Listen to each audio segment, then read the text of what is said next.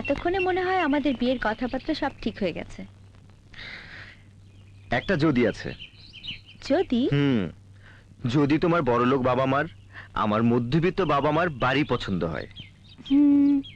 চলো আমরা একটা পরীক্ষা করি। পরীক্ষা? হ্যাঁ, যদি 1 মিনিটে ওদিকে 10টা গাড়ি এদিকে যায় তাহলে আমাদের বাবা মা রাজি হয়ে যাবে। কথাটা মন্দ বলনি।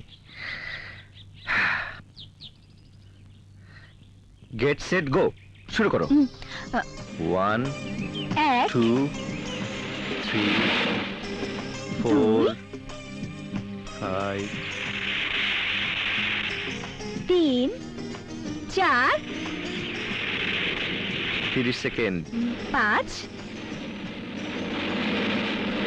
5 5 40 সেকেন্ড। 6 45 সেকেন্ড।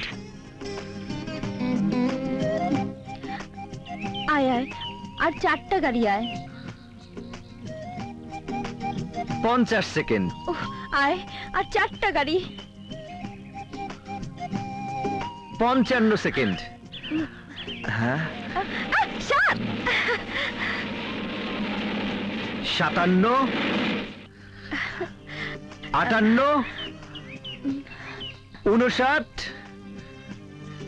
60। Time over. তাহলে আমাদের বাবা মা রাজি হবে না? ধুর পাগলি, এটা তো আমাদের একটা খেলার বাজি, আর খেলাটা জীবনের কোনো আইটেম না। তবুও মনটা আমার যেন কেমন করছে। আরে এতে মন কেমন করার প্রশ্নই নেই। সত্যি? চলো, এতক্ষণে বাবা মা বাসায় ফিরে এসেছে। চলো। এই ব্যাগ। ও, এই বন্ধুকে নিয়ে তুমি কত না বড়াই করেছো, আমাদের কাছে তার আদর্শের কথা বলেছো। ছি। বাবা, দিদির বিয়ে ঠিক হয়ে গেছে? ওই যে দিদি এসেছে। আসসালামু আলাইকুম দুলা ভাই। ওয়ালাইকুম আসসালাম। Shut up! বেশি ফাজলামো হয়ে যাচ্ছে দৃষ্টি। ফাজলামো কোথায় করলাম বাবা? যা সত্যি তাই বললাম। না, তুই সত্যি বলিসনি। ওই ছেলের সাথে বৃষ্টির কোনোদিনই বিয়ে হবে না। এসব তুমি কি বলছো বাবা? সত্যি বলছি। এই ছেলে, তুমি এই মুহূর্তে আমার বাড়ি থেকে বেরিয়ে যাও। বাবা, বাবা তুমি ওকে অপমান করছো। ওর মান সম্মান কে আছে যে আমরা ওকে অপমান করব? যার বাবা টাকার জন্য ছেলেকে বিক্রি করে, সে বাড়িতে বউ হতে না পেরে তুই বেঁচে গেছিস মা।